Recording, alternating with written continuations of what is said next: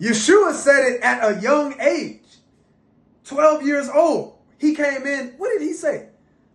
Wist ye not know that I must be about my Father's business? He could have chose any word. He is the word. He is the expression of all living things. Yet in that instance, he revealed to us that the kingdom is business.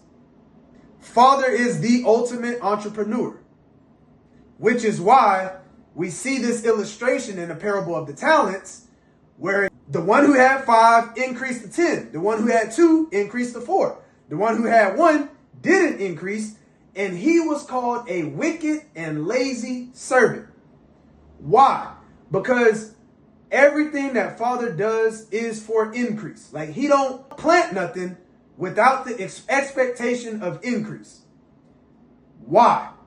Because foundationally, kingdom is business and business is kingdom.